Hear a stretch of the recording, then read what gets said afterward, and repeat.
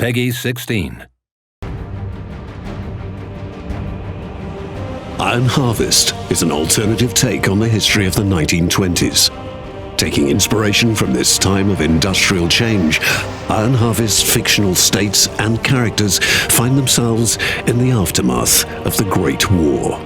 Huge diesel-fueled machines, invented to serve humanity, have only lifted warfare to another level, and mankind has had to realize that the war that was supposed to end all wars has ended nothing. The Empire of Saxony is located right in the heart of Europe. As a modern industrial superpower with great national pride, many Saxonians are unhappy with the current politics of their emperor, Kaiser Friedrich.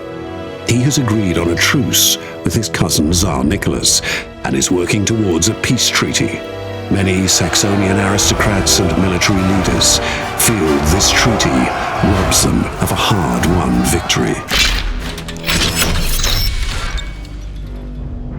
Once upon a time, deep in the old rainy forests of Saxony, Saxonian engineers created frightening war machines and named them after creatures of dark fairy tales. Their technologically superior and cruelly efficient creations inspired shock and awe in everyone who met them on the battlefield.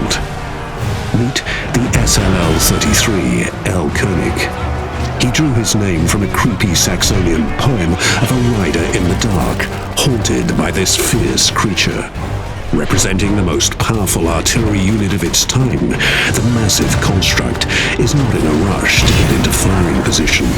With the knowledge of its superior firing range, it resoundingly delivers one of the biggest shells in the game, right to the heart of the enemy.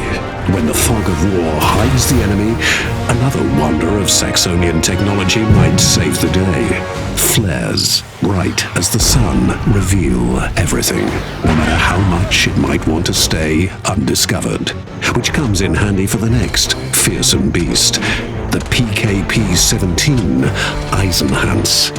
Like in the eponymous legend of a gruesome titan, the massive exoskeleton gives these troopers a scary appearance. The huge, stomping giants carry 2 mortars on their back. After getting into firing position, the barrels are able to deliver salvo after salvo of high-explosive mortar shells that devastate a wide area. And even in close range, nobody is safe. Their massive build allows them to go toe-to-toe with enemy mechs. Like in many Saxonian fables, the MWF-28 Stiefmutter is the source of great suffering. The weaponless appearance of this machine might confuse unseasoned soldiers until, suddenly, it releases a horde of highly explosive monowheels. They lock on their target and will not give up until they dispense their devastating package upon their desired victim. They are notorious for their clean sweeps in the trenches of the Great War. Gunther von Duisburg is a highly decorated veteran of many battles, a close friend to the Kaiser himself.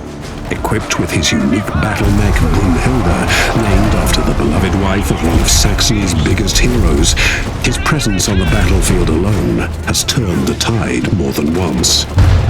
If that isn't enough, broadside after broadside of cannon fire and precise long-range mortar attack will do the trick.